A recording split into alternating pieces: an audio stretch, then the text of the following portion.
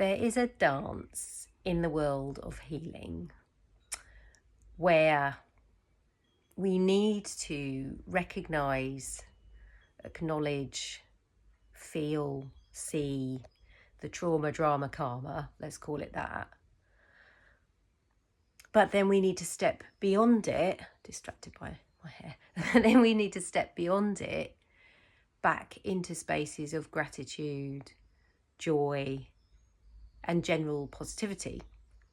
And I say it is a dance because we can get stuck in either side. And I have seen it in myself and others, friends, clients, particularly clients, for over 20 years, where we either get stuck in the drama, karma, trauma, where we just end up cycling through it over and over again in an attempt to understand it, thinking if we understand it, then we are releasing it, which is not really a truth, actually. Or we avoid all of that and we paper over the crack with wallpaper and we go into what has now become known as toxic positivity, which is equally unhelpful. Both spaces are not going to allow us to heal. And it is a dance because what that is for each person is different. How long you need to be with your trauma, drama, karma, in order to release and ultimately self-heal is unique to you. And it won't be the same timeline as someone else. You know, some people can find that place of, I don't want to call it acceptance, but sort of resolution within themselves to be able to step back into the high levels of gratitude again quite quickly. You know, it could happen in 5 minutes. It could take 50 years.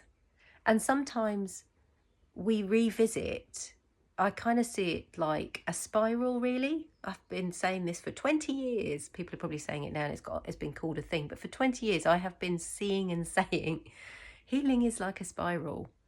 You know, it looks like you're going backwards, but actually you're going back up. You're going up on the next version of the circle sort of thing. Or layers of the onion is another popular analogy where we're just peeling back. So sometimes we do some healing and then we step back into life and we find our grace and our gratitude, etc. And then bam, we walk smack into another layer. And we think, I thought I'd sorted this out. I thought I was through this. And it then challenges us again as to how we manage that piece in that moment.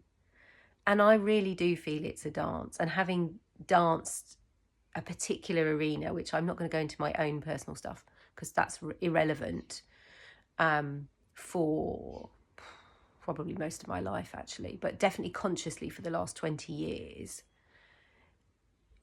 you do get to points where you're like, am I really not done with this yet? And we're done when we're done, basically. But it's how we navigate. I think it's how we navigate that level, that space when things emerge again. And there is a line from a poem, and I'm going to get the line wrong for anybody that knows the poem, The Invitation by Araya, Mountain Dreamer. I always get it slightly wrong, but it's something along the lines of, can we betray another to be true to ourselves? And definitely with some levels of what we go through in order to self-heal, we have to ask ourselves that question. And what is that? What does that look like? How does that feel? What is that for us individually?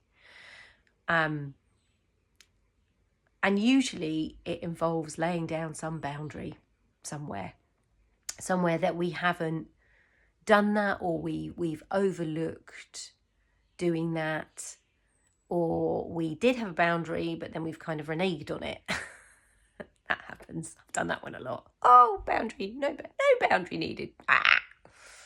So it is a dance. Healing is a real dance, and don't let anybody tell you differently. Anybody that's out there selling you quick fixes, and to be honest, I think even some of these blueprint ideas of all you need to do is tick box this and this, and you know this. we are such unique individuals as human beings, and what makes us up in our joy, in our trauma, in our greatness, in our weakness is so unique. And so I think it's so important when going through this process to really dig deep within ourselves. That's something that's really important. And if you are going to work with other people, if you are going to find a practitioner to work with, someone that you really resonate with. I know for me, when I'm looking for people to work with, I literally interview them as much as they're interviewing me. And if I don't feel that level of safe trust and support there, I won't work with them. Don't care who they are, what they've done, where they've been, how much they've made.